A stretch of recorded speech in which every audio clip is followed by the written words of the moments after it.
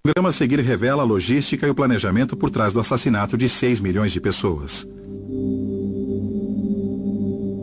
Para ilustrar o horror do crime, fotos e artefatos raramente vistos serão apresentados.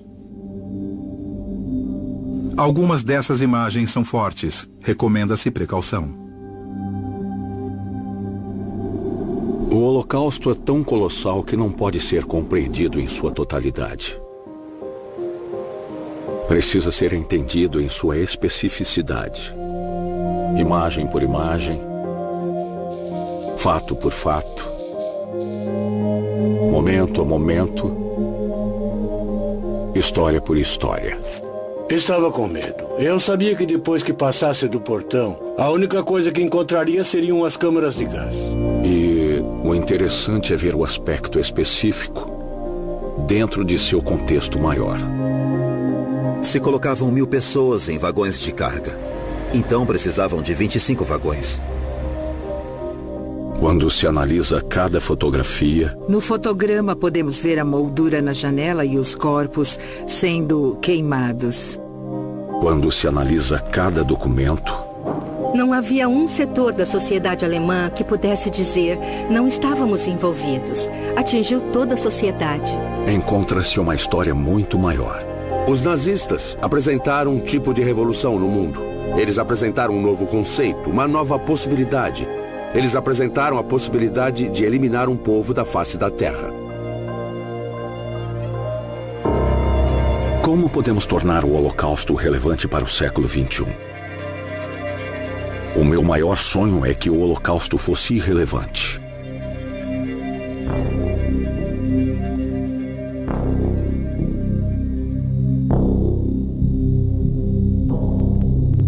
Holocausto, execução do mal.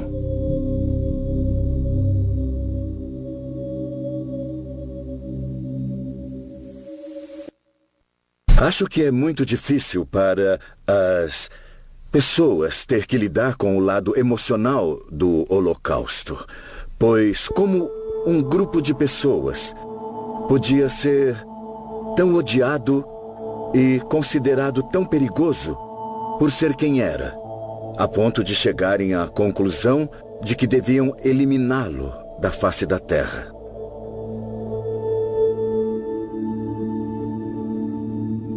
Para entender o Holocausto, temos que entender 6 palavras.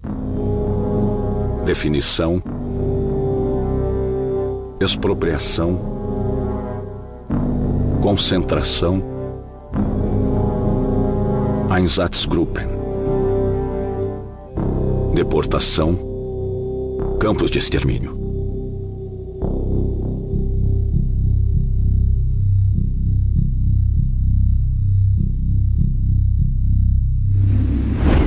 Definição. Costumamos definir os judeus por sua identidade, pelas tradições que praticam e pelas crenças que incorporam às suas vidas. Os alemães definiram os judeus pela religião de seus avós.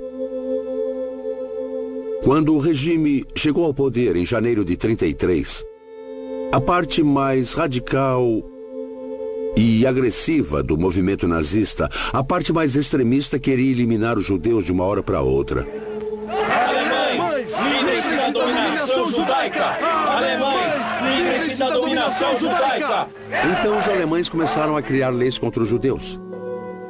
Judeus não são bem-vindos. Logo, os judeus foram expulsos não apenas do serviço público, mas também de áreas da sociedade em que havia muitos judeus, como educação, universidades, professores, advogados, médicos. Os judeus se tornaram desnecessários. Leis de proteção do sangue de Nuremberg. No auge desse período inicial de legislação surgiram as leis de Nuremberg para determinar oficialmente a cidadania na Alemanha, quem era e quem não era cidadão alemão. Mas foram oferecidas apenas as definições para não cidadãos, e as únicas pessoas definidas como não cidadãos da Alemanha eram os judeus. Nome dos passageiros. Eles foram obrigados a adicionar Israel como nome do meio para homens e Sara para mulheres a partir de 1938. O Cogumelo Venenoso. Livro infantil antissemita publicado em 1938. Em outros momentos da história, os judeus podiam se converter ou podiam se esconder ao adotar o estilo de vida do país anfitrião. Mas sob a teoria racial durante o período nazista, os judeus eram judeus por causa do sangue que corria em suas veias. Não importava o que estava em seus corações nem em sua mente. Só importava o seu sangue. Segundo essa teoria, não poderiam se livrar dos judeus através da conversão, como fizeram durante a Inquisição, por exemplo. Só havia uma forma de acabar com os judeus, e era matando-os. Há uma trilha gigante que nos leva direto aos livros infantis nas escolas, aos filmes populares e a vários tipos de coisas que os nazistas fizeram que nem sempre estavam diretamente relacionadas aos judeus, mas que faziam parte de uma visão abrangente de mundo, em que os judeus não tinham lugar e chegavam, inclusive, a ser anti-humanos, anti-alemães, anti-arianos.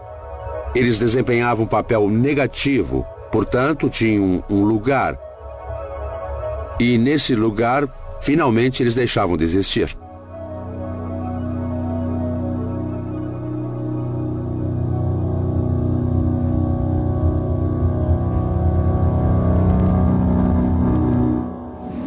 Expropriação. O confisco da riqueza judaica, a remoção da propriedade, o registro de todos os bens, a incapacidade dos judeus de possuir casa própria ou qualquer propriedade. Alemães não compram de judeus. Depois que os judeus foram expulsos, outras pessoas se mudaram para as casas deles e assumiram seus negócios. Então, de alguma forma, a população local sabia que os judeus não voltariam. Ninguém perguntou por quê. Mas com certeza eles sabiam que não voltariam.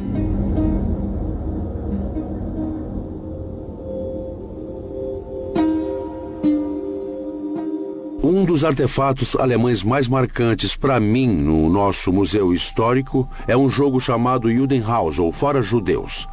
O jogo foi criado na Alemanha em 1936, no mesmo ano em que surgiu o Banco Imobiliário nos Estados Unidos, e também era um jogo para a família. Na caixa dizia que era para pessoas com idades entre 8 e 99, assim várias gerações da mesma família podiam se sentar à mesa e jogar. No jogo, cada participante tinha um pino, jogava os dados e andava pelo tabuleiro. Quem atingisse o objetivo primeiro vencia. E qual era o objetivo? O objetivo era expulsar o máximo de judeus de seu país.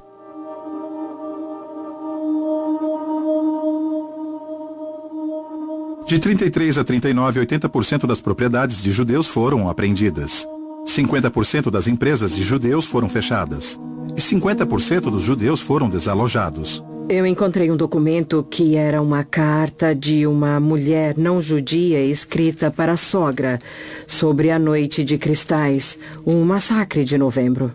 Noite dos Cristais, ataque contra judeus, alemães e austríacos. No início temos a impressão de que ela sentia pena dos judeus porque contava o que acontecera, como os nazistas haviam entrado nas casas dos judeus e saqueado tudo. Mas daí o tom mudava e ela dizia que ao ver tudo que fora jogado na rua, que fora retirado de dentro das casas dos judeus, então ela percebera que os judeus eram ricos e possuíam coisas que os não-judeus não tinham ou não tinham o suficiente.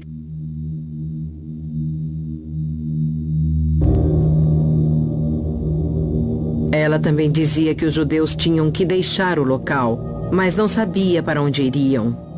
Talvez para um campo de concentração, até que uma solução definitiva fosse encontrada. 1º de setembro de 1939, invasão da Polônia. E enquanto isso, na Polônia, as autoridades da ocupação civil têm um grande problema, a questão judaica. Durante anos, a subhumanidade judaica oriental tem entregado a Europa Ocidental ao crime internacional. Quando a guerra começou em setembro de 1939, não restavam muitos judeus na Alemanha. E o desejo de livrar a Europa dos judeus só veio a se concretizar com a conquista dos territórios onde os judeus viviam, começando pela Polônia em setembro de 1939. Não foram apenas vidas que foram perdidas, foram comunidades inteiras. Era um modo de vida em alguns casos. 33.771 pessoas foram baleadas pela Einsatzgruppen C.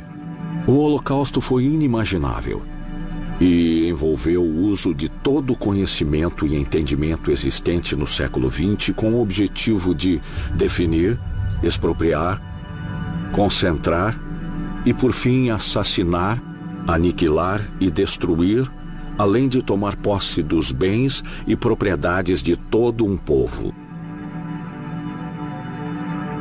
E até um homem tão importante e cheio de contatos como Allen Dulles, que na época era diretor da OSS e posteriormente tornou-se chefe da CIA, quando Allen Dulles foi informado, ele respondeu de forma bem interessante. Então é verdade. Ele tinha todos os detalhes. Todas as informações que passavam pela agência de inteligência do governo americano, mas não podia imaginar que aquilo estava mesmo acontecendo.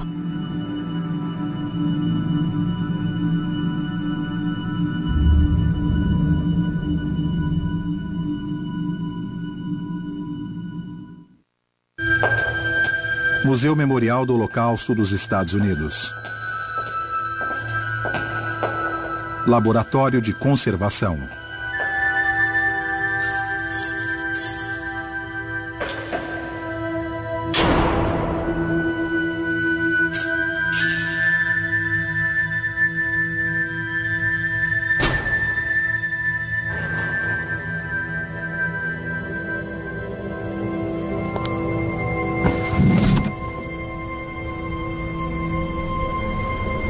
Balas escavadas das valas comuns locais do massacre da Ucrânia. Temos fotografias da libertação, uniformes, todo tipo de objeto em nossa coleção. Mas acho que as balas são os únicos itens que temos que realmente tiveram um papel de atuação. São objetos que realmente mataram alguém. Mataram 15.000 pessoas. Podemos ler sobre o Holocausto, podemos estudá-lo, analisar os documentos. Mas quando olhamos para este objeto, uma bala que assassinou uma pessoa, todo o resto parece desaparecer, porque esse foi o agente. Essa foi a causa absoluta da morte de um indivíduo. E nesse sentido, é uma experiência insubstituível. Olhar para a bala e contemplar o que ela fez. Einsatzgruppen.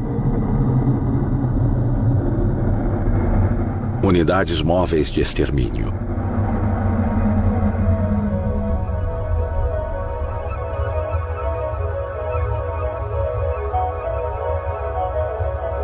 Eram homens que destruíam desenfreadamente aldeias, cidades, comunidades inteiras, pessoa por pessoa, de cidade em cidade, bala por bala, dia após dia.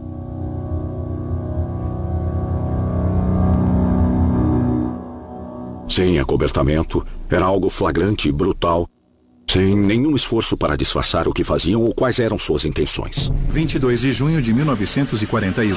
Operação Barbarossa. Os alemães invadem a União Soviética. Em junho de 1941, os alemães invadiram a União Soviética. E no final daquele verão, já havia ocorrido um assassinato em massa. Em grande escala, com um fuzilamento individual, em que morreu uma enorme quantidade de pessoas.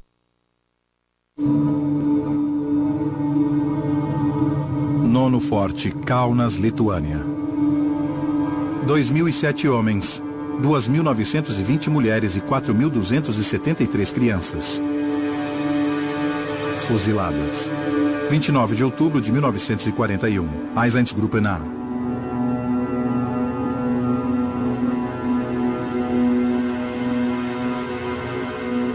As Einsatzgruppen eram basicamente agentes da polícia alemã.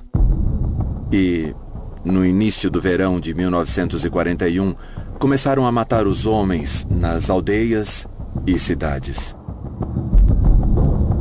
As operações continuaram ao longo do verão de 1941 e perto do fim do verão, a natureza das vítimas mudou. Não matavam apenas os homens, também matavam suas esposas, mães, irmãs e filhos. E no final daquele verão, já havia ocorrido um assassinato em massa, em grande escala, com fuzilamento individual, em que morreu uma enorme quantidade de pessoas. Livre de judeus. Os alemães começaram a utilizar métodos de matança que eram bastante apropriados para o transporte geográfico e para o contexto das relações públicas das áreas em que operavam. Quando era mais eficiente, atirar nos judeus no lugar em que se encontravam, os alemães os fuzilavam no próprio local.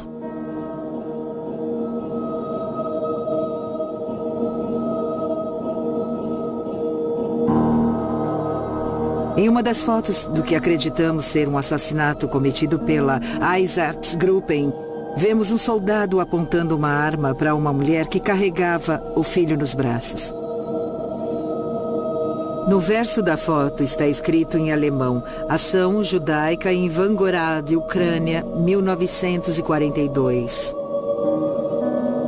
Essa foto foi interceptada, na verdade, no Correio Central de Varsóvia, onde funcionários da resistência abriam as cartas dos soldados alemães que escreviam da frente oriental para suas famílias na Alemanha.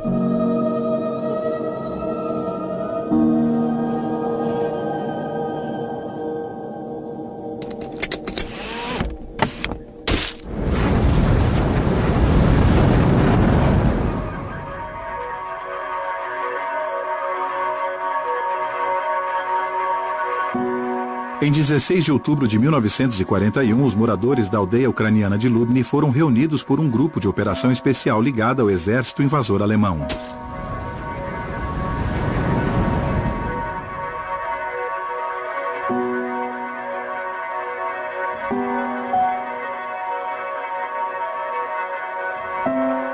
Johannes Hill, um fotógrafo da propaganda nazista, documentou a ação.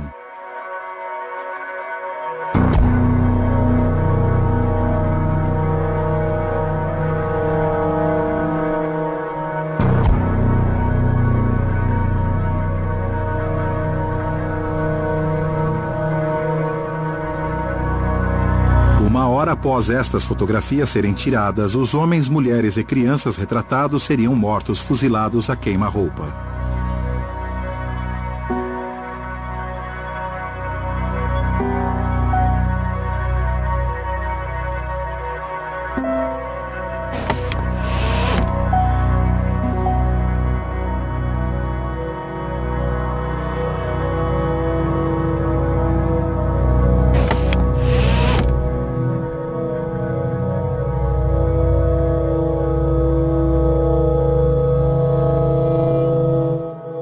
O fato de que esse fotógrafo sabia o que estava acontecendo com essas pessoas e o que ia acontecer com elas, enquanto registrava seus últimos momentos, na minha opinião, algo horripilante. Nem sei descrever. Ele sabia qual seria o futuro imediato dessas pessoas, a morte. E teve calma suficiente para focar sua câmera, determinar a abertura do diafragma e apertar o botão do obturador. Isso diz algo sobre a natureza dessas operações. Cortesia do Instituto de Pesquisa Social de Hamburgo. Quando pensamos em como retratar as unidades móveis de extermínio e os mortos no Museu Memorial do Holocausto dos Estados Unidos, Torre de Faces, houve uma divergência sobre o que mostrar.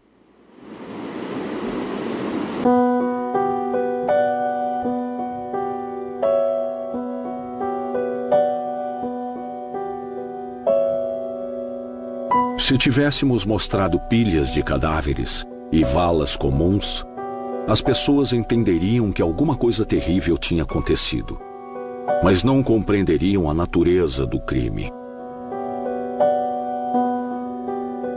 Então o que fizemos foi criar uma torre de faces. Não queríamos mostrar os mortos. Queríamos mostrar os vivos e deixar que imaginassem o que era e que já não existia mais. Os judeus da cidade de Eixiskes, na Lituânia, foram mortos no 3º dia do Ano Novo Judaico. Eles haviam se reunido na sinagoga para o Rosh Hashanah, o Ano Novo Judaico, e foram presos lá. Mais tarde foram levados da sinagoga para o campo de extermínio com o rabino e os anciãos da comunidade liderando o grupo, e então foram mortos um por vez. Em vez de mostrar os mortos, nós mostramos os vivos. Um piquenique em família. Uma criança em uma cadeira, usando um uniforme naval. Uma mãe abraçando os filhos.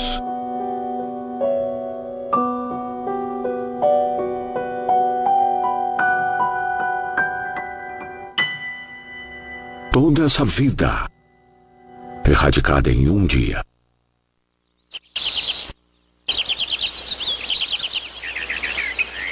Último muro restante. Gueto de Varsóvia.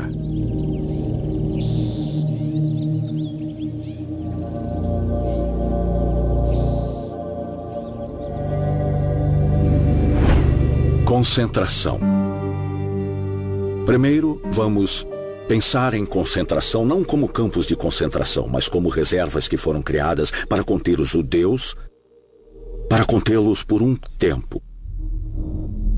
Gueto de Varsóvia. Então, embora todas as vítimas no fim tivessem o mesmo destino nos campos de extermínio, elas chegavam de diversas formas e em diferentes condições.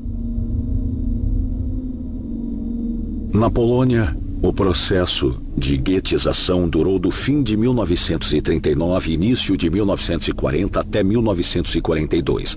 Então, em 1943, quando os judeus chegaram aos campos, já estavam magros e sem recursos materiais. Aqui na Varsóvia, por exemplo, havia um gueto que ocupava 2,4% das terras da cidade de Varsóvia, mas continha 1/3 de sua população. Às vezes, chegava a abrigar até 500 mil pessoas e era algo que os soldados alemães tinham curiosidade de conhecer.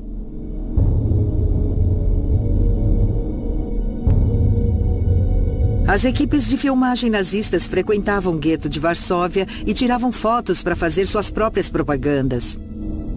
Eram equipes que vinham e filmavam tanto a pobreza como a riqueza do gueto. Então eram conhecidas por filmar judeus na rua que pareciam bem vestidos e os levavam para restaurantes que mostravam muita abundância de comida e bebida. E faziam os judeus se sentarem e parecerem felizes e contentes por comer e beber. Mas também mostravam os judeus mais pobres do gueto nas acomodações em que viviam. Mostravam a pobreza extrema, as pessoas mortas na sarjeta, às vezes até despidas. Era o que filmavam.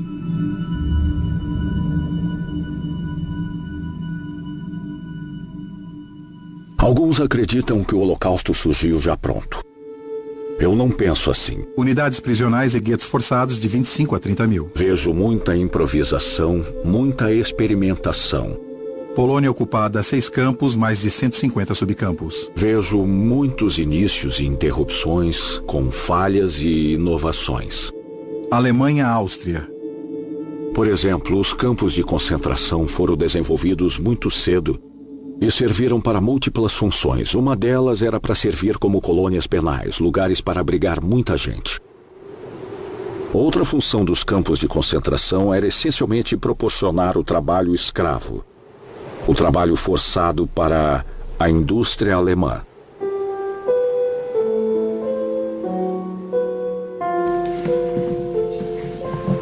Arquivo do campo de Ravensbrück.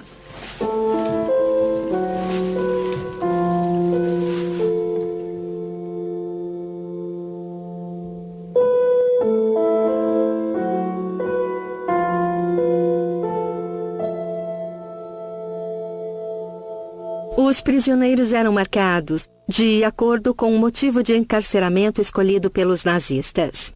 Mas esses motivos eram sempre inventados de alguma forma. Aqui vemos um gráfico do campo de concentração de Dachau.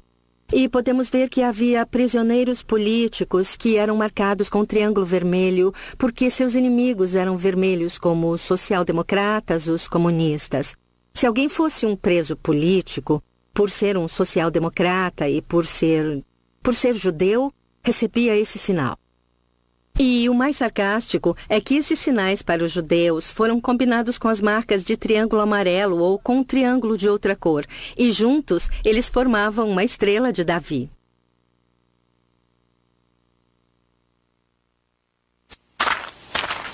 Campo de concentração de Ravensbrück para mulheres. Maio de 1939, 867 internas.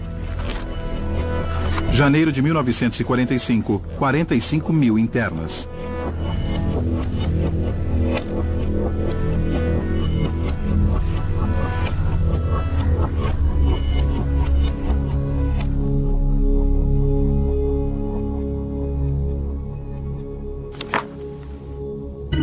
Álbum do campo de Ravensbrück, 1941.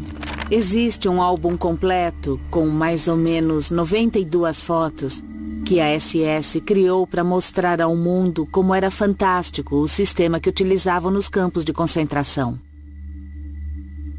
O álbum é uma espécie de documento bizarro, porque não documenta a realidade de Ravensbrück, mas a forma como a SS queria representar o campo de concentração. Eu achava e continuo achando surpreendente como a função dos guardas da SS mudou com o tempo.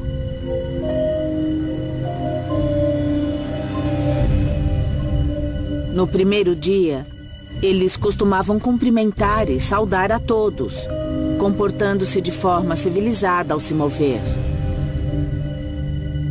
Mas depois de 3 ou 4 dias, eles aprendiam a perder essa civilidade, mudando a forma como se comportavam e começando a agir como guardas da SS. Ao colocá-los em determinado ambiente, aos poucos, podemos mudar os seres humanos, podemos transformar suas formas civilizadas de se comportar em um sistema terrível de tortura e até de atrocidade.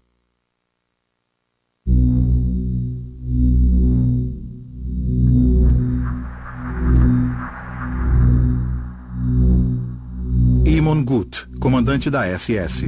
Campo de trabalho forçado de Platzow. Uma das razões que sempre me levou a rejeitar a desculpa de que estavam apenas cumprindo ordens é que não é possível aceitar a criatividade envolvida ao se fazer algo daquela natureza que nunca antes havia sido executado.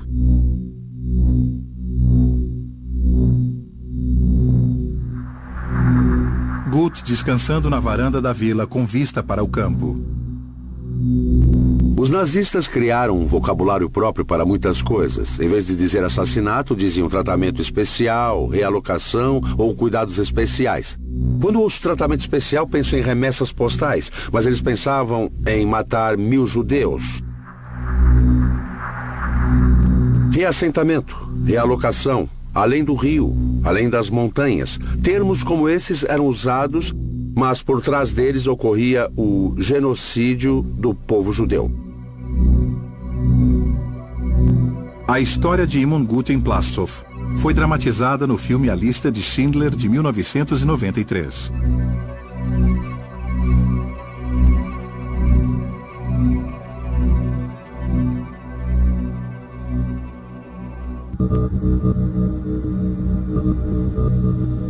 Esta é uma carta que foi jogada de um trem no final de agosto de 1942 pelo Dr. Otto Simons. Esta parte diz: meus queridos, estamos a caminho da Polônia, nada ajudou. Há 50 de nós em cada vagão. Sejam fortes, valentes e corajosos, e eu serei também. Fui despojado de tudo. Beijos, Otto. Esse é o último registro que temos de Otto Simmons. A carta só chegou à esposa de Otto com a ajuda de um trabalhador ferroviário francês anônimo, que escreveu: prezada senhora, encontrei esta carta depois que um dos trens com judeus passou por aqui. Espero que isso agrade. E está assinada Trabalhador Ferroviário. Neste caso era 1942, relativamente no início da guerra e no início do Holocausto na Europa Oriental. Mas este trabalhador ferroviário já sabia que passavam trens com judeus. Em 20 de janeiro de 1942, 80% dos judeus que morreriam no Holocausto ainda estavam vivos. 16 meses depois, 4 em cada 5 judeus que morreriam no Holocausto já estavam mortos. O que aconteceu na conferência de Wannsee foi, essencialmente, a enunciação da política da solução final para o problema judeu. Ou seja, o assassinato de todos os judeus.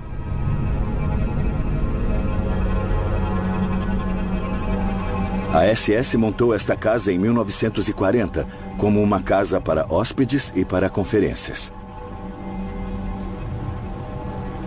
Todos já sabiam que um assassinato em massa estava ocorrendo na Europa Oriental. Nenhum detalhe real foi discutido aqui na conferência de Wannsee. Houve apenas informações gerais sobre a decisão que fora tomada de matar todos os judeus europeus.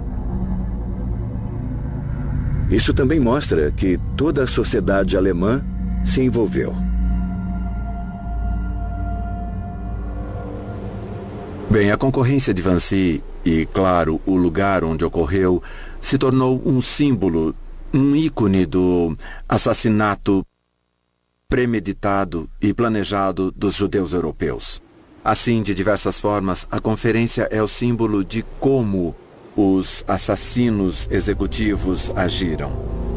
Pessoas que não tinham nenhuma ligação com os presos executaram seu trabalho. O que houve foi que a organização do Holocausto começara. Eram as diretrizes para as deportações da Alemanha para a frente leste. Como deportar os judeus, o que fazer antes, como embarcá-los nos trens, tudo isso. O envolvimento de toda a administração, de bancos e de transportes. Então, não havia um setor da sociedade alemã que pudesse dizer: não estávamos envolvidos na deportação ou no Holocausto. Aqui vemos que atingiu toda a sociedade. Houve um envolvimento no Holocausto e no roubo dos deportados.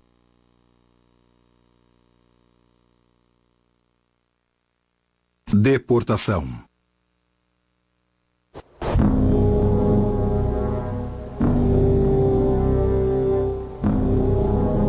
Os trens se tornaram um símbolo do Holocausto de forma tão dramática quanto os campos de extermínio.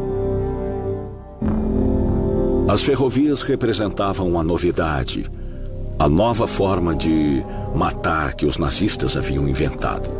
Em retrospecto, os guetos eram um ponto de retenção. Era uma reserva para os judeus até que a infraestrutura para sua destruição fosse criada. Os trens se tornaram um elo indispensável, pois levavam os judeus do gueto, onde estavam concentrados, para onde havia sido deportados e forçados a ficar juntos. E o que acontecia com eles? Trens, deportação, aniquilação.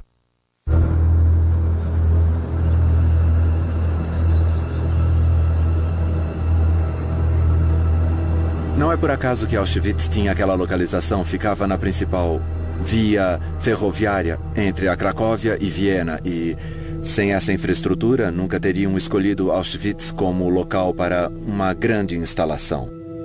O mesmo vale para Treblinka, Sobibor e Belzec.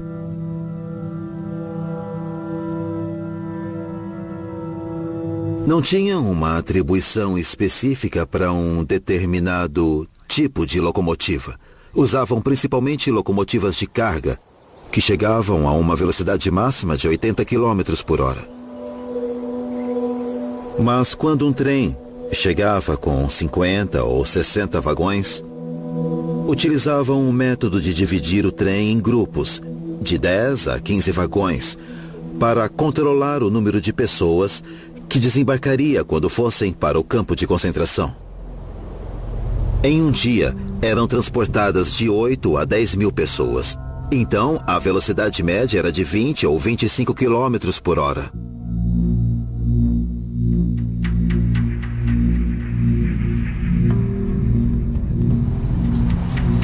Os vagões de carga foram usados porque podiam ser trancados por fora.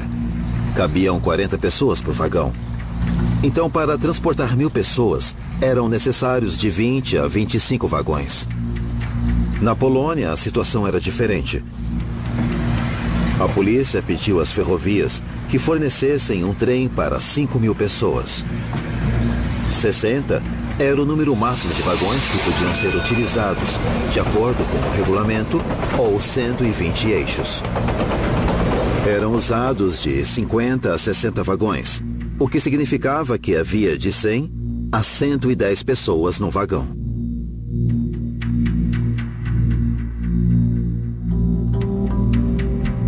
Os trens de deportação da Europa Ocidental e da Alemanha costumavam ser acompanhados por um destacamento de 12 a 15 policiais e um oficial.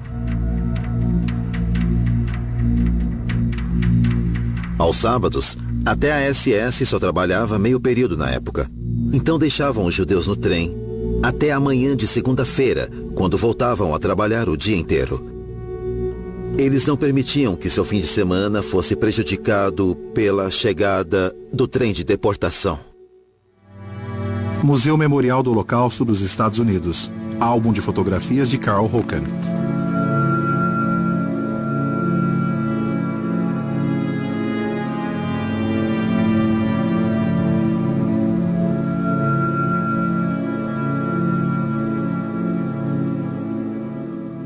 Um dos verdadeiros horrores do Holocausto é a energia mental e a logística e também a destreza na implantação e na utilização de recursos escassos para obter o melhor resultado possível. Tudo isso foi aplicado neste projeto para eliminar os judeus da Europa. Se deixarmos de lado o objetivo final, o talento, a energia, a imaginação que os perpetradores do Holocausto aplicaram para concluir seu projeto, são as características que geralmente nós da classe média admiramos ao se realizar algum empreendimento. Mark Twain disse uma vez: existem verdades, mentiras e estatísticas. Mas acho que ele estava enganado, porque as estatísticas revelam verdades essenciais sobre o Holocausto. E às vezes o próprio rigor das estatísticas revela a maior de todas as histórias.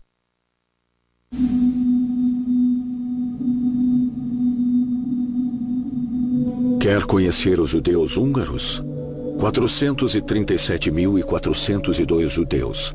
147 trens, 54 dias, do dia 15 de maio ao dia 8 de julho. Quer entender a deportação do gueto de Varsóvia? De 23 de julho a 21 de setembro. Novamente, 61 dias, 265 mil judeus enviados para Treblinka. Quer entender como os judeus de Belzec morreram? Um grupo de 104 judeus, 14 deles alemães, apenas 2 sobreviventes conhecidos. As estatísticas contam uma verdade brutal, dolorosa, específica e inevitável.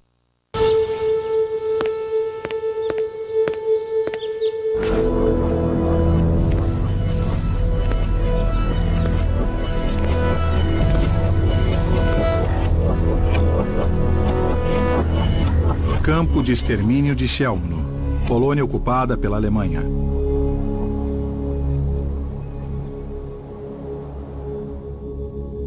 Campos de extermínio. Campos de extermínio.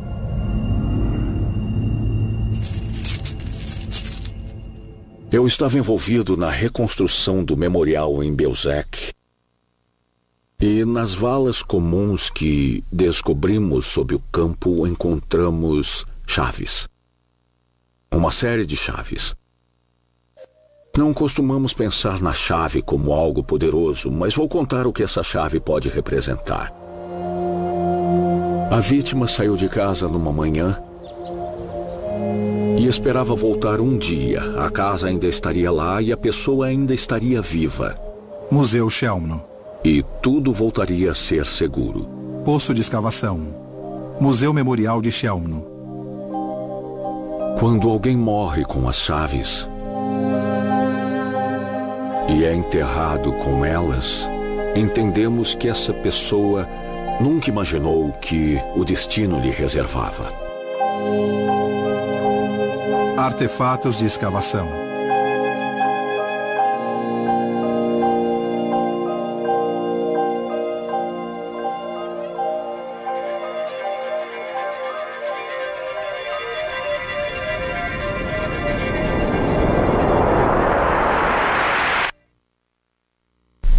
O sistema nazista de campos de concentração é muitas vezes incompreendido. Muitos confundem campo de extermínio com campo de concentração e acreditam que ser enviado para um campo de concentração era uma sentença de morte. Isso não é verdade. Muitos sobreviveram aos campos de concentração e poucos sobreviveram aos campos de extermínio. Sobibor está localizado em uma parte bem remota da Polônia. Mas era uma visão tão estranha e assustadora que, mesmo enquanto o Holocausto ocorria, os alemães decidiram que este lugar nunca poderia ser visto nem conhecido. Então eles destruíram todo o campo.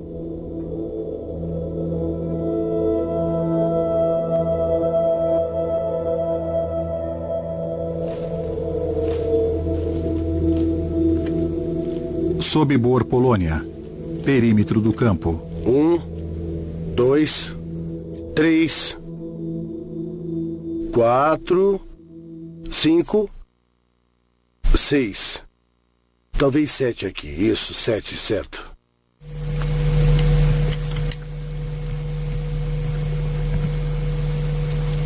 Encontramos aqui os buracos dos postes. 3 linhas de buracos. Podemos ver uma linha aqui, até aquelas árvores.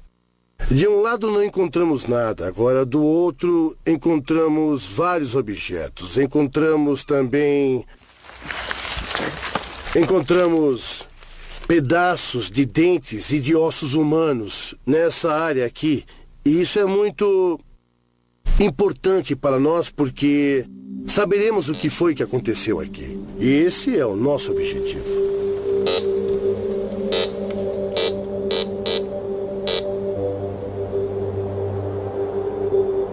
É muito estranho para nós vir aqui todos os dias durante a escavação e não ouvir os pássaros cantando.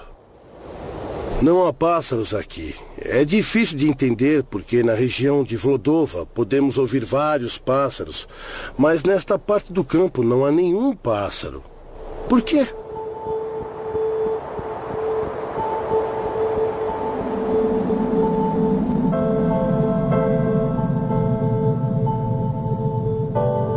Memorial Sobibor. Sobibor, Polônia. Sobibor foi construído apenas por um curto período para o extermínio de milhares de judeus. Só isso. Foi o palco da morte. É muito complicado porque temos uma grande compreensão dos outros campos, mas em Sobibor temos uma situação bem diferente. Nenhuma. Mas, aos poucos, estamos chegando à verdadeira história deste campo. As escavações arqueológicas foram muito importantes. Chuveiro, câmara de gás de Sobibor. Foi um momento incrível para nós quando vimos o chuveiro na areia. Este lado do chuveiro deve ser e é para mim o símbolo do Holocausto. Realmente trata-se do Holocausto.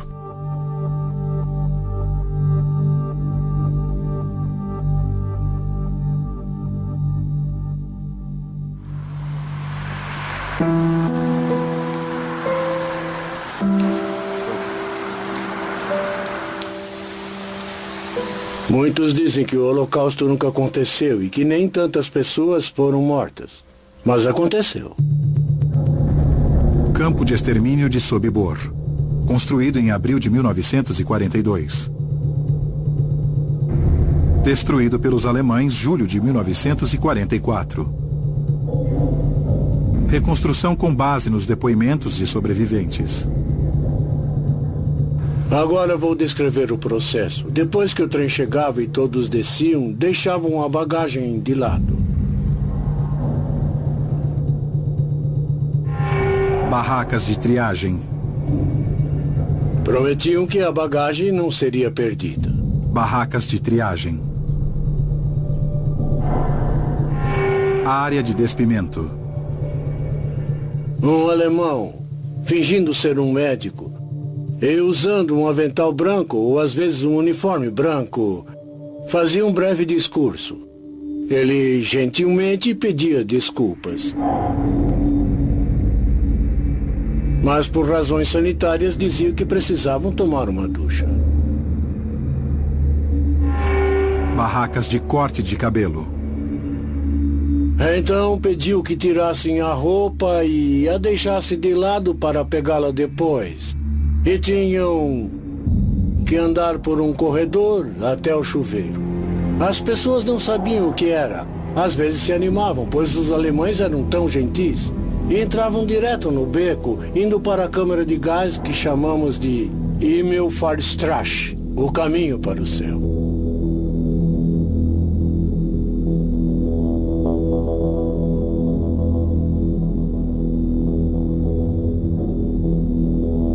Câmara de gás. Talvez 1 ou 2 minutos depois que começaram a soltar o gás, depois que acionaram o motor, eu ouvi um grito bem alto. Mas depois diminuiu.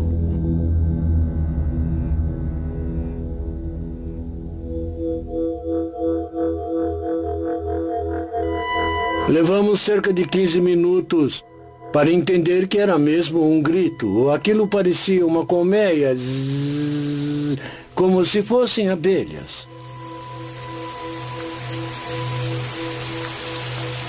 Então ficava tudo em silêncio.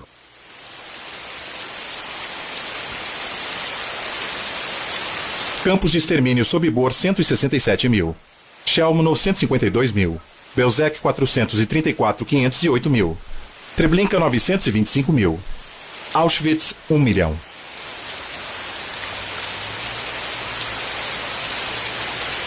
Total de mortos 2.857.000 a 3.139.000 pessoas.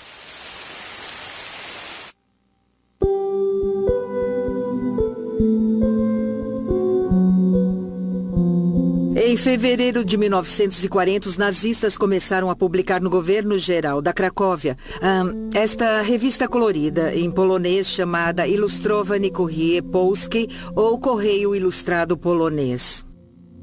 Na segunda edição, vemos essa capa colorida com um grupo de mulheres sorrindo e olhando para um trem, com a seguinte manchete: vamos para a Alemanha. E aqui podemos ver trabalhadores supostamente felizes cultivando a terra na Alemanha. Uma fila de pessoas indo para o trabalho.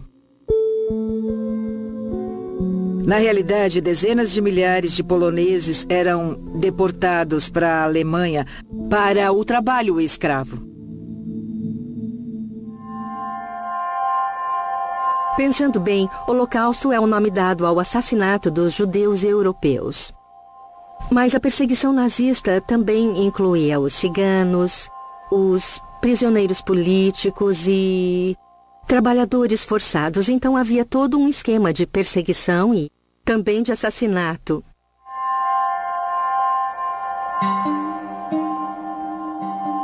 A noção de trabalho forçado e o Holocausto, eles se relacionam, eles interagem de alguma forma, mas também são diferentes, são distintos de outra forma. Máquinas de gravar placas de endereços. O Holocausto é a perseguição e a aniquilação de judeus europeus patrocinada pelo Estado. A definição não inclui vítimas não judias. Dito isso, em 1945 havia nada menos que 8 milhões de trabalhadores estrangeiros, a maioria trabalhadores forçados. Isso atuando dentro das fronteiras alemãs. Estamos aqui no Berlin Underworld Association, um dos abrigos do período da Segunda Guerra Mundial. O que estamos vendo é um antigo armário de Adrema, que eram as máquinas de gravar placas de endereços. É de uma fábrica que ficava em Tempelhof, em Berlim. Muitos anos após a guerra, encontramos este armário com várias gavetas cheias de cartões feitos de alumínio. Por isso ainda podiam ser lidos no ano 2000. Havia 12 mil cartões, 12 mil nomes. 12 mil cartões no total e 4.700 trabalhadores escravos. Em cada cartão estava escrito o nome do trabalhador e de onde ela ou ele vinha. Tenho vários cartões de identificação na minha mão. Em cada um deles há uma pessoa registrada. Aqui, por exemplo, temos Alicia Kulesza. Ela era da Polônia. Pelas datas, vejo que ela nasceu em 1928 e veio para a fábrica de Lorentz em 1945. Então, ela tinha 17 anos.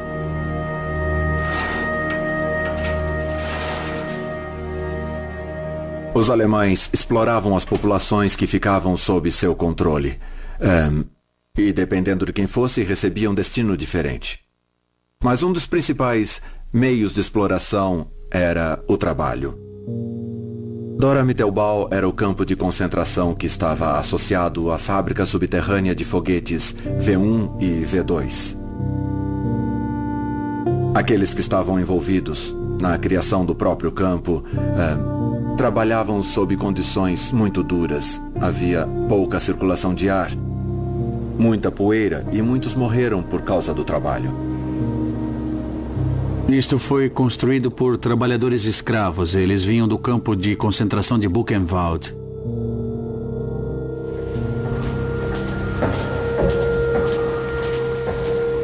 A área onde estamos fica sob uma montanha. Era totalmente segura contra as bombas dos americanos ou britânicos. As entradas dos túneis principais deste sistema subterrâneo foram explodidas pelos soviéticos em 1948. Hoje podemos ver apenas 3 ou 4% de toda a fábrica subterrânea. De 35% a 40% dos trabalhadores escravos daqui morreram dentro dos túneis sem nunca ter visto a luz do sol. Algumas pessoas viviam aqui por apenas 3 ou 4 dias. Entravam na montanha e morriam aqui. Construíam e escavavam as pedras com as próprias mãos. Eles dormiam nas pedras, não tinham roupas decentes, não podiam se lavar de forma alguma. Não havia enfermaria, não havia nada. Eles trabalhavam e morriam aqui. Eu não consigo imaginar como era possível viver aqui por semanas ou até meses.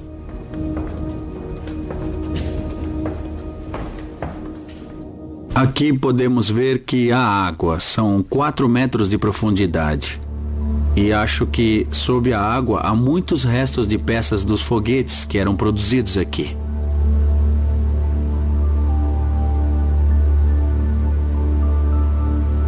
Quando eu vi essas salas, esses túneis subterrâneos, eu percebi que não era só uma fábrica ou uma base técnica do Terceiro Reich. Era também um lugar para as várias vítimas do Terceiro Reich morrerem aqui no subterrâneo.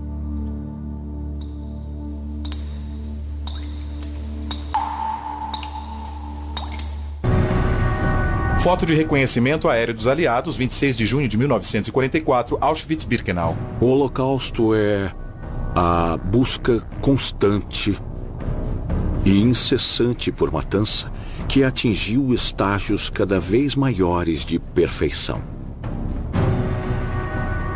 Auschwitz eram 3 campos em um. Uma colônia penal, um campo de trabalho escravo e um campo de extermínio. A colônia penal era Auschwitz I, utilizada principalmente para abrigar prisioneiros poloneses. Auschwitz I. Buna Monowitz e 40 subcampos eram campos de trabalho escravo. O terceiro campo era Auschwitz II, ou Birkenau, que era o campo de extermínio. Birkenau. Então descobrimos que havia uma relação muito complexa entre o trabalho escravo e os centros de extermínio. O trabalho escravo drenava toda a força mineral, então os mandavam para o centro de extermínio onde morriam. Esta é uma das plantas originais da construção do complexo do campo de Auschwitz-Birkenau. Em outubro de 1941, quando os alemães decidiram que utilizariam esta área para a construção de Birkenau aqui e da IG Farben aqui, eles ampliaram a estrutura e a chamaram de Bauleitung Auschwitz. Depois, designaram vários oficiais da SS com algum tipo de formação em arquitetura ou engenharia. Esses oficiais trabalharam junto com internos que possuíam algum conhecimento técnico, eram apenas trabalhadores poloneses, não judeus. No final, quem aprovou os mapas e assinou as plantas finais foram os diretores do Departamento de Construção da SS. Ao analisarmos um documento original nazista, quando encontramos uma assinatura verde, normalmente é de alguém importante na hierarquia. Himmler aprovou esta planta aqui em 23 de outubro de 1941.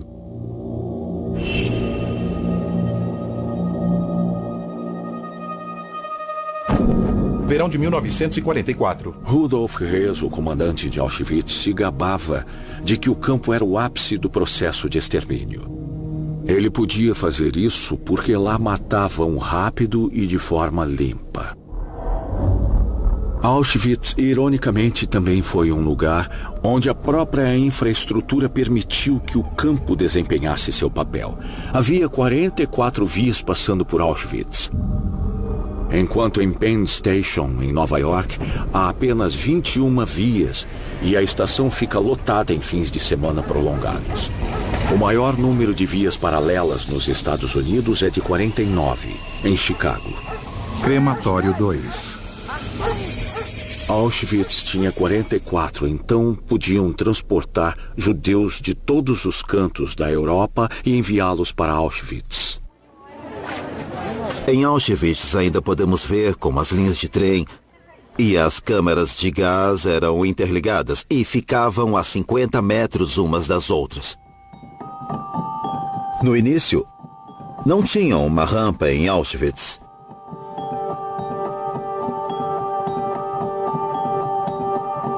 Tinha apenas uma plataforma de madeira na estação de carga.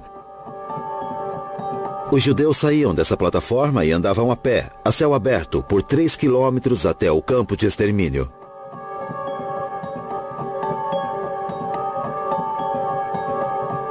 Mas a SS e o comandante de Auschwitz achavam que não era um método muito profissional, então construíram esta plataforma, que agora está repleta de memória e história.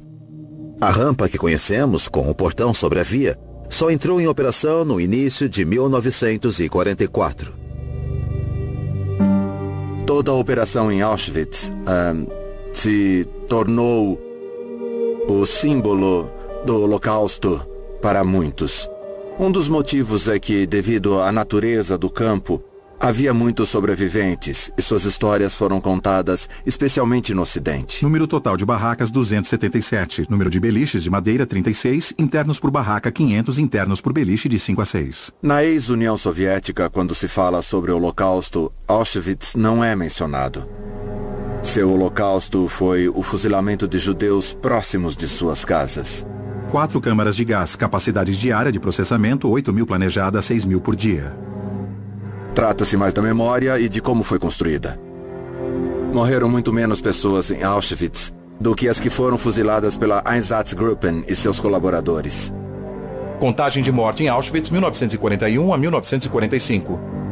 Prisioneiros de guerra russo, 15.000. Ciganos, 21.000.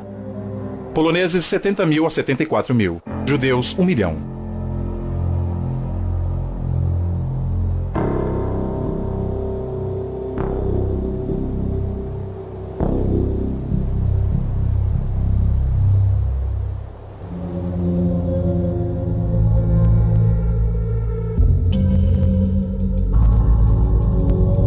Apresentação ao campo de trabalho. O álbum de Lili Jacob, ou como também é chamado o álbum de Auschwitz, é a única documentação existente dos transportes que chegavam a Birkenau e das pessoas que foram levadas para a rampa enquanto aguardavam as câmaras de gás. Nós acreditamos que isso tenha acontecido porque também é chamado o álbum de Auschwitz. É a única documentação existente dos transportes que chegavam a Birkenau e das pessoas que foram levadas para a rampa enquanto aguardavam as câmaras de gás. Nós acreditamos que isso tenha acontecido porque um novo comandante foi enviado a Auschwitz, Richard P. Então, presumivelmente, esse álbum pode ter sido montado como uma espécie de apresentação para ele, de como as coisas funcionam. É isto que fazemos aqui. Esse é um exemplo de como executamos o nosso trabalho de forma adequada e limpa. Olhe para a estrutura e veja como funciona. O álbum é composto por mais de 200 fotografias que mostram pessoas sentadas no chão esperando para serem levadas para as câmaras de gás.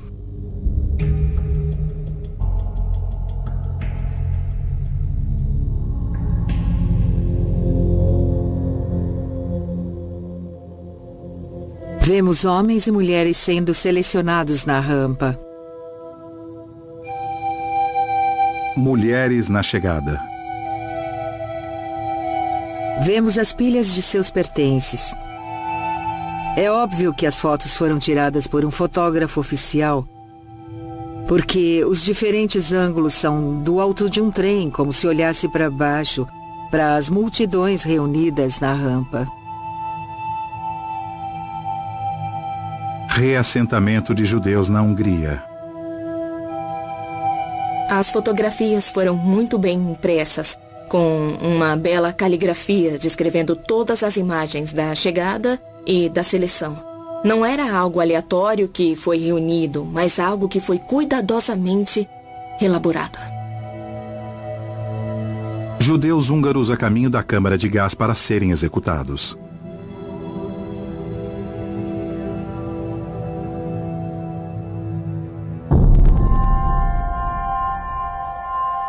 Em outubro de 1943, Himmler disse que fazer o que tinham feito, conquistar o que haviam conquistado, quando tão poucos haviam feito o mesmo de forma tão humana, fazia daquele momento um capítulo da história alemã que nunca seria escrito nem contado. Então pode-se perguntar se nunca seria escrito nem contado, como eu sei? Porque no fundo da sala, apesar do próprio Himmler dizer que nunca seria escrito nem contado, havia um velho gravador que ocupava muito espaço e que gravava tudo o que Himmler dizia. Por quê? Porque ele tinha orgulho do que fazia e queria registrar para a história.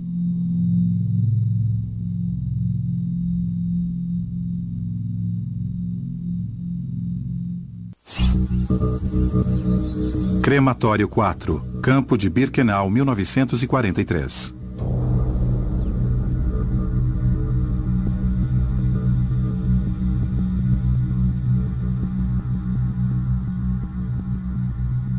As primeiras grandes câmaras de gás em Auschwitz não puderam ser ativadas, porque o material para queimar os cadáveres naquela época não podia ser transportado por trens civis no início de 1943.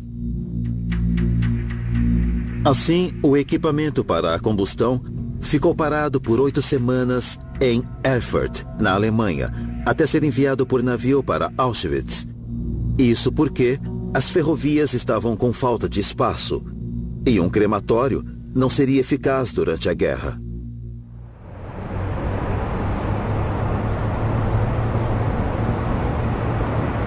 Estamos no antigo prédio da administração da empresa Topf e Filhos. Este foi o escritório do planejamento e agora é o lugar da memória. Ao todo, a Topf e Filhos entregou 25 fornos com 76 câmaras de incineração.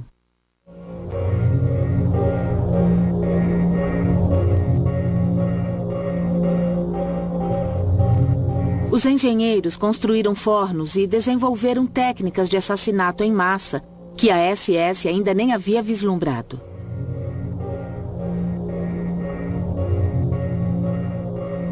Em Auschwitz-Birkenau foram construídos 4 crematórios. As câmaras de gás ficavam no porão nos crematórios 2 e 3.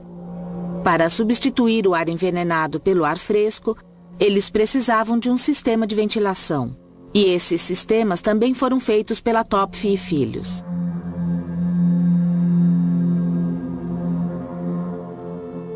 Fritz Zander, o gerente do departamento, projetou um forno de 4 andares. O cadáver era introduzido no primeiro andar e depois era descido. Após um período de pré-aquecimento de 2 dias, o cadáver entrava em combustão por causa dos cadáveres em chamas que havia embaixo.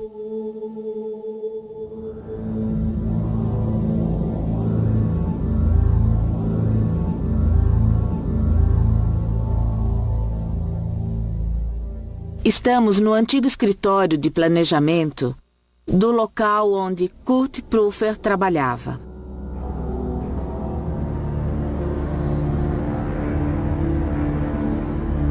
Kurt Prüfer estava desenhando uma máquina como esta e num dia claro, quando olhou para fora, ele viu a fumaça das chaminés do crematório de Buchenwald.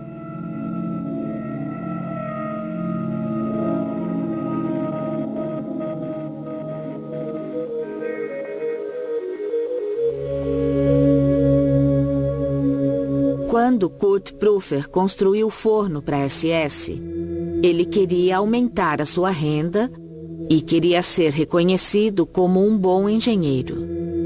Então, para entregar um produto que atendesse às necessidades da SS, ele precisava conhecer as circunstâncias nos campos.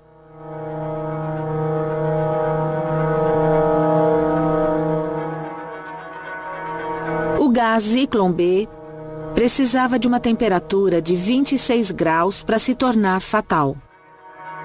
E Kurt Prüfer sabia disso. Portanto, ele sugeriu à SS que pré-aquecesse as câmaras de gás com o calor desperdiçado dos fornos em Auschwitz-Birkenau. Ele trabalhou no projeto em seu tempo livre em casa. Fornos entregues à SS. 26 fornos com 76 câmaras. Máximo de cadáveres por câmara, 8. Máximo por câmara por dia, 800.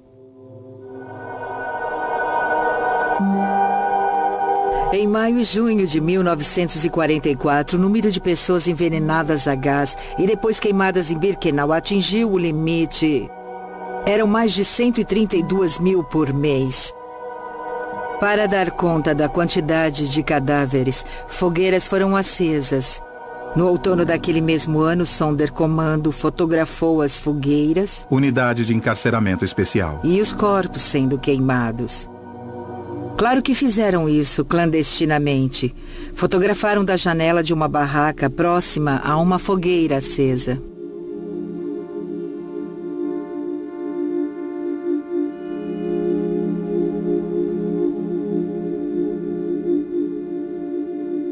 Mas foi só bem mais tarde, na década de 1980, que o fotograma completo da imagem foi visto. No fotograma podemos ver a moldura da janela e, através da janela, conseguimos ver os corpos sendo queimados.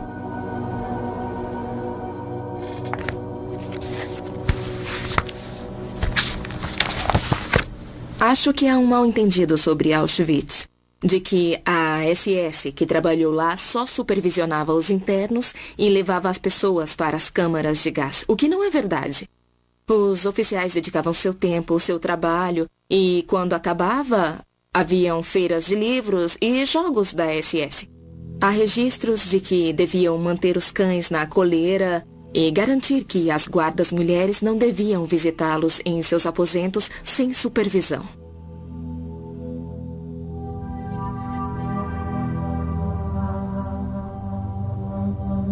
Um álbum criado por Karl Hooker foi descoberto poucos anos atrás. Com o comandante Major Bayer, Auschwitz, 21 de junho de 1944. Mas esse álbum não me surpreende muito. As pessoas ficam muito chocadas com as imagens do álbum de Hooker. São fotos de moças que trabalhavam em Auschwitz se divertindo com os oficiais da SS. Uma imagem mostra um grupo de homens importantes da SS cantando enquanto eram acompanhados por um acordeonista. Estavam juntos como em um coral.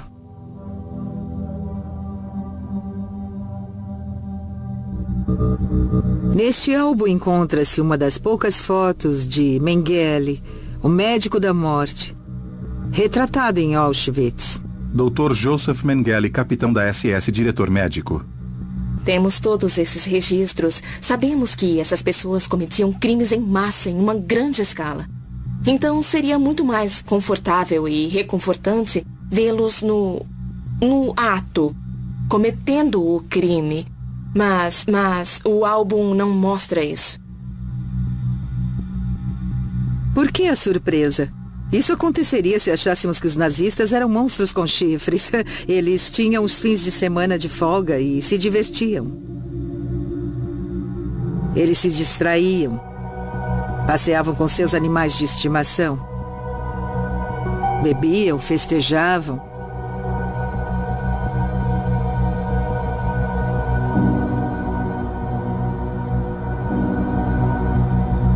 Estudo o Holocausto há anos.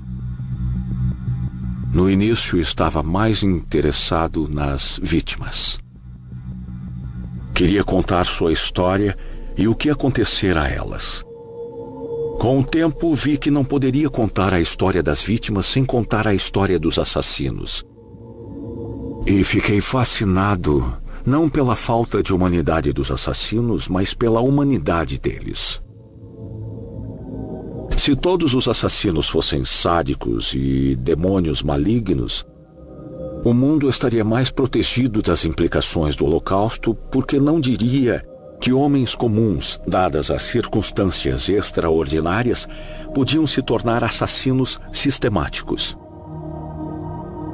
Para entender que eles tinham algo de Auschwitz, uma parte de si que era uma máquina de assassinar e um lado que podia flertar com as moças, trocar ideias com os colegas, se divertir e relaxar.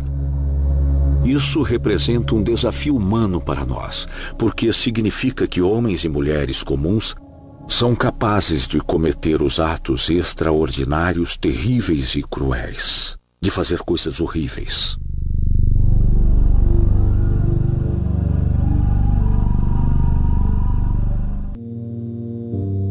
Campo de concentração Buchenwald após a libertação.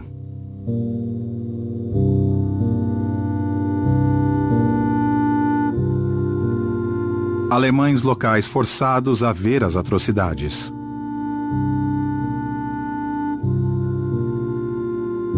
15 de abril de 1945.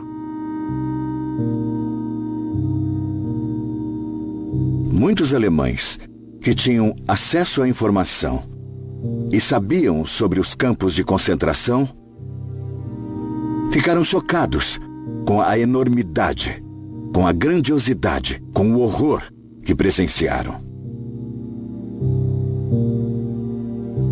Não estavam apenas vendo, mas estavam sentindo o cheiro e também ouvindo o que fora feito em seu nome para representá-los.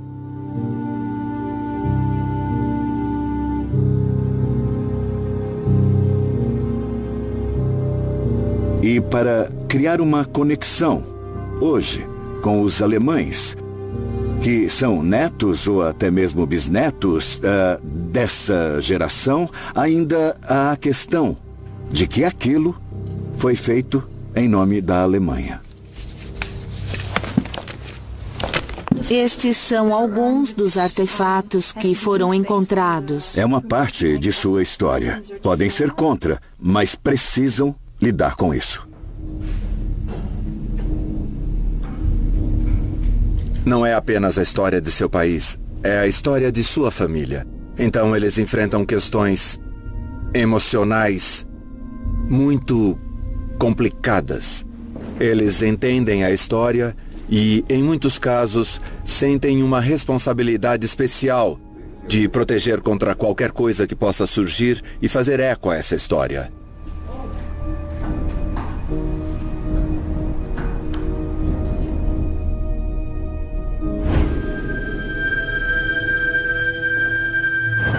Arquivo. Serviço Internacional de Rastreamento Bad Arolsen, Alemanha. 17.500.000 arquivos e vítimas mortas ou deslocadas pelos nazistas entre 1933 e 1945.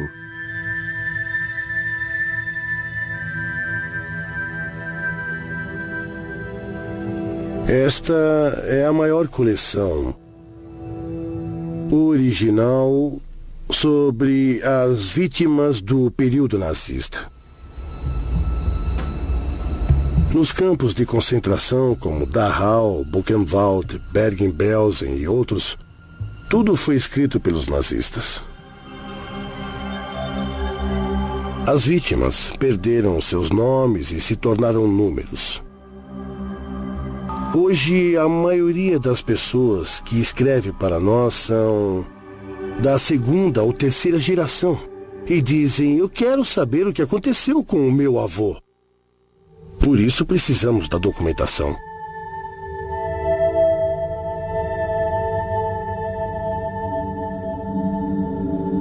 Lista de relógios roubados dos deportados. Temos aqui no Serviço Internacional de Rastreamento de Arquivos cerca de 2.000 envelopes com carteiras, fotos, relógios, anéis, pulseiras, entre outras coisas. Agora estamos fazendo uma nova identificação dos objetos. É muito difícil porque primeiro precisamos identificar as pessoas nas fotos. Às vezes, nos envelopes originais dos campos, onde havia uma burocracia eficiente, encontramos o nome do interno. Aqui vemos que era um interno do campo de concentração de Neuengamme. E ele deixou este pequeno relógio, um anel e outros objetos de valor que não estão mais neste envelope, ou seja, foram levados. Campo de concentração de Sachsenhausen, Oranienburg, Alemanha.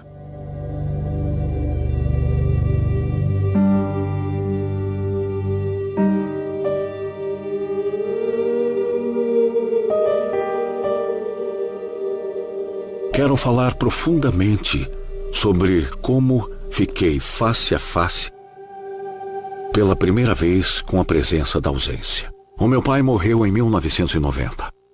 Eu sou um judeu religioso, então observamos o período de luto e ficamos em casa recebendo as visitas durante 7 dias, o que chamamos de Shiva.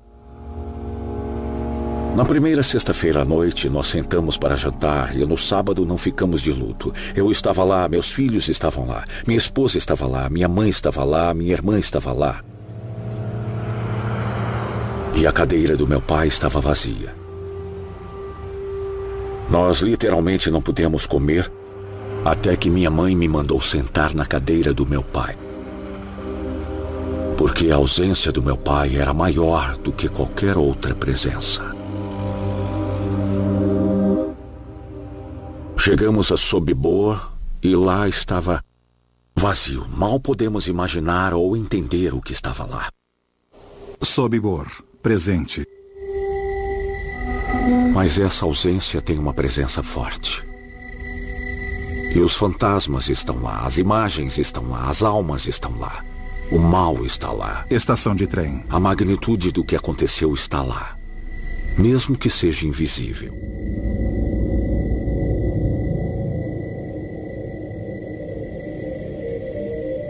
Se olharmos hoje para os locais de destruição, há um paradoxo. É a presença da ausência. É a ausência da presença. Vemos algo e o que vemos também é o que não está lá. E se não vemos algo, então essa presença paira sobre nós de uma forma extraordinária. Museu Memorial do Holocausto dos Estados Unidos. Pense no que viu.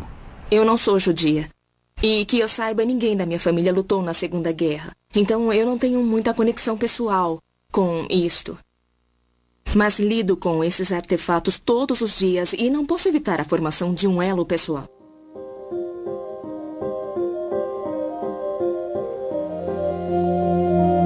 Os números são grandes demais para entender. 6 milhões, 11 milhões, é demais para entender. Anéis de vítimas não identificadas, massacre de Busque, Ucrânia, verão de 1941. Um artefato que alguém usou, um item que era de alguém, algo que alguém escreveu, cria uma empatia. Esse ato me conecta a alguém que há muito tempo fez exatamente a mesma coisa e cuja vida foi interrompida.